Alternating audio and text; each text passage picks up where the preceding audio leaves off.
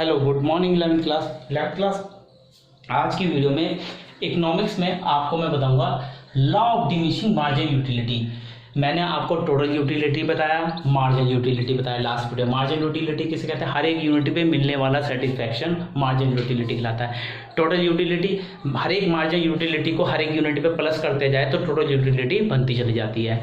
और consumer equilibrium भी बताया मैंने। कंज्यूमर इक्विलिब्रियम किसे कहते हैं? जब कंज्यूमर को किसी यूनिट पर मैक्सिमम, कम से कम पैसों पर जब मैक्सिमम सेटिस्फैक्शन मिलता है उसे कंज्यूमर इक्विलिब्रियम बोला जाता है।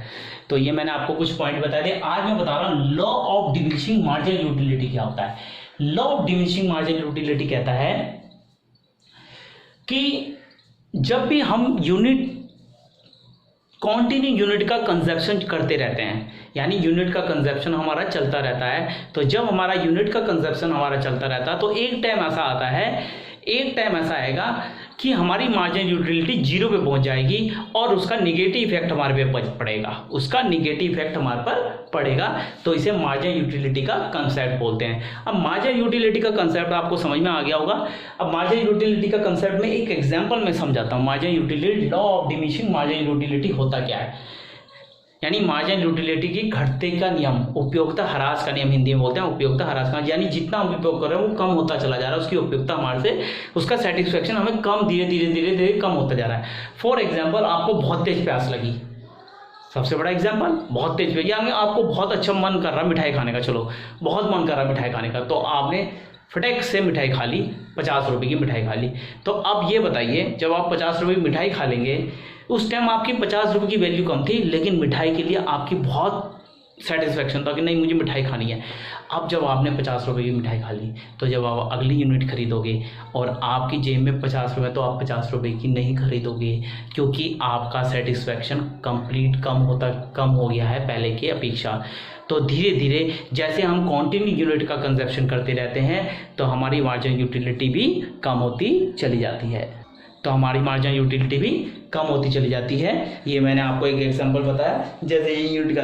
तो margin, law of diminishing margin utility का जो कंसेप्ट है वो कौन से, क्या इसमें हम एजम्पशन मान के चलते हैं। एक तो पहला एजम्पशन, हम कॉन्टिन्यू क्वांटिटी में, यानी लगातार हमें कंजप्शन करना है, ये नहीं टाइम पीरियड का था। फॉर एग्जाम्पल, मैंने मिठाई खाई, फिर आज 50 रुपये की मिठाई खाई, फिर कल खाऊंगा, ऐसा नहीं है। मिठाई आज खाई है तो मुझे आज ही खानी है, तभी मार्जिन यूटिलिटी का कंजप्शन यानी लॉ रूल्स फॉलो होगा।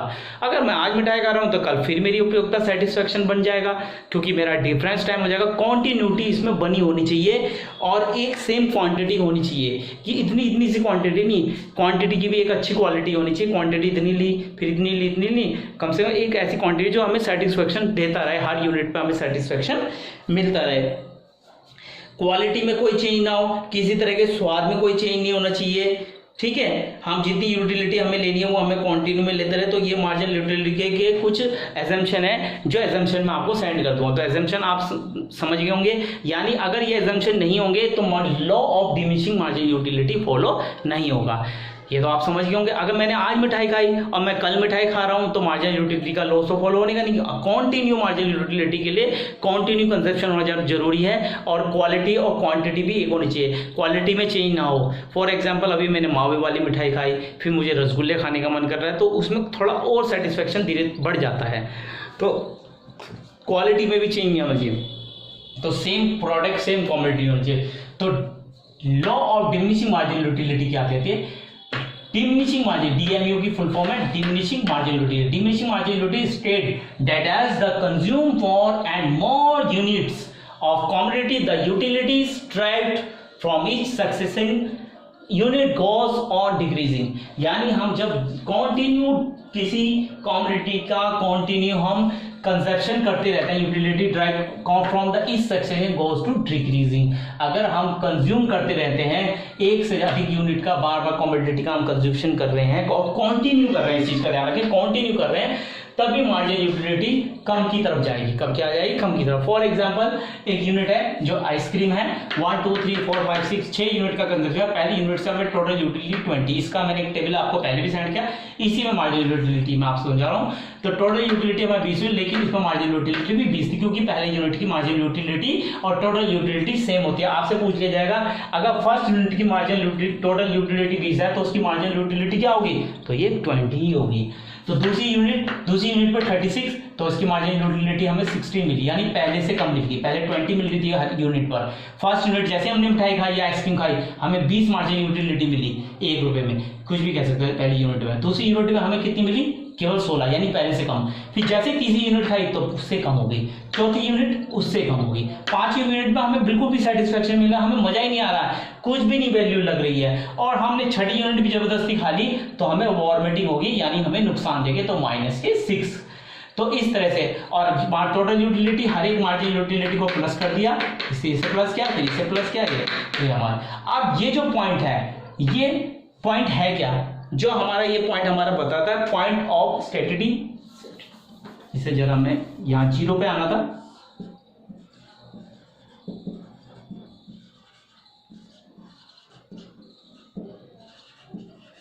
पॉइंट ऑफ स्टेटिटी मतलब होता है, यानी मैक्सिमम पॉइंट क्या रहेगा? मैक्सिमम पॉइंट ये है हमारा मार्जिनल यूटिलिटी, यहाँ 0 आ गया। इसके बाद अगर मार्जिनल यूटिलिटी हमारी आएगी तो हम 0 की तरफ जाएंगे। किसकी तरफ जाएंगे? 0 की तरफ, नेगेटिव में चले जाएंगे। कहां चले जाएंगे? नेगेटिव में। तो यहां हमें वार्निंग पॉइंट मिल गया कि अब हमें आगे कंजप्शन करना बेकार है, हम बेकार में अपना पैसा वेस्ट कर रहे हैं, बेकार में हमारे पैसों का नुकसान कर रहे हैं, क्योंकि हमें इसका कोई फायदा नहीं होना है। तो ये हमारी मार्जिनल यूटिलिटी का पॉइंट बन जाता है। तो मे भी आपको समझ में आ गया होगा।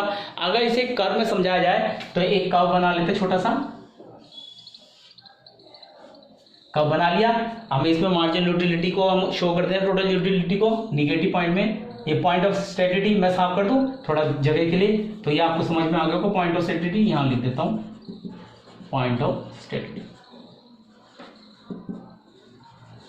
चलिए अभी मैं लिया 0 2 4 6 8, थोड़ा सा कम पड़ जाएगा, 0 4 8 12 16 एंड 20, और यहाँ 4 8 माइनस में हो लिया, ये हमारा माइनस में जा रहा है। अब यूनिट का हम देख लेते हैं, कितनी यूनिट है? 6 1 2 3 4 5 6 यूनिट हमारी हो गई। अब हर एक यूनिट का कंसेप्शन सेम उसी तरह जैसे मैंने मार्जिनल यूनिट का बनाया था, सेम वो डॉट लगा देंगे। 1 पर हमारा 20 था, और 2 यूनिट पर हमारा कितना था? 16, और 3 यूनिट पर 10 था, यानी 8 से थोड़ा सा ऊपर इधर ले लेते हैं, 3 यूनिट पर 10, और 4 यूनिट पे हमारा कितना था? 4 यूनिट पे 4, यहाँ 4 यूनिट पे 4 के आगे ले लिया, और 5 यूनिट पे हमारा कितना हो गया? 0, मार्जिनल यूटिलिटी 0। और जैसे हम 6 यूनिट पे आए तो हमारा -6 हो गया मार्जिन, तो -6 ठीक इसके में, और 6 से ठीक इसमें यहाँ पर -6। तो इस तरह से हमारा मार्क बन गया मार्जिनल यूटिलिटी का। अब इसे एक कर्व में हमने शो कर दिया, तो एक लाइन हम खींच लेते हैं, ये थोड़ी सी सीधी, हाथ सीधा नहीं पड़ेगा तो मैं एक सीधी लाइन बना रहा हूँ, ये सीधी लाइन ये हमारी बन गई। तो यहाँ पे पॉइंट पे बनी -6 पर, ये -6 है, 8 थोड़ा नीचे, ये -6 हमने ले लिया यहाँ पर, ठीक है, क्योंकि यहाँ -6 है, 4 5 6 फिर 7 8, ठीक है, -6 ले लिया। और ये 5 यूटिलिटी पे हमारी बन गई। ये थोड़ा सा गड़बड़ हो गई बनाते समय, ये 0 से लेना था, यहाँ से हमें उठाना था और ये मिलाना था यहाँ से, इसी तरह से, ताकि हमारा ये बन जाए। ये थोड़ा सा गड़बड़ हो गया क्योंकि यहाँ 4 पे आ गया, 2 यूनिट पे 16 हो गया, और 3 यूनिट पे हमारा कितना हो गया? 10, 3 पे हमारा यहाँ 10 ले लिया, 4 पे हमारा 4 यूनिट हो गया, 4 पे हमारा 4 यूनिट हो गया, और 5 पे 0। तो ये हो गया ABCD पॉइंट ले लेते हैं, ABCD। अब इसे हम एक रेक्टेंगल में भी शो कर सकते हैं, इसको बना सकते हैं। तो ये हमारा पहला हो गया, ये हमारा दूसरा हो गया, ये हमारी तीसरी यूनिट पे हो गया, तीसरी यूनिट पे, यहाँ 4 यूनिट पे 4 हो गए, 4 पे 4 हो गया, 5 यूनिट पे पहले 0 हो गया। और जो हमारी नीचे वाली यूनिट है छठी यूनिट पर, छठी यूनिट, ये छठी यूनिट हमारी बनी ये यहाँ पर, छठी यूनिट पर -6 हो गया। अब -6 में हमारा यहाँ पर पॉइंट बन गया, तो -6 का हम मार्क ले लेते हैं। ये -6 हमारा बन गया, ये -6 यहाँ से उठा लिया, ये -6, ये हमारा निगेटिव पॉइंट बन गया। कौन सा पॉइंट बन गया? Negative point. तो इस तरह से मार्जिनल यूटिलिटी निगेटिव की तरफ चली जाएगी अगर हम ज़्यादा कंजर्व, छठी यूनिट पर हमारी यूटिलिटी नीचे की तरफ आ गई।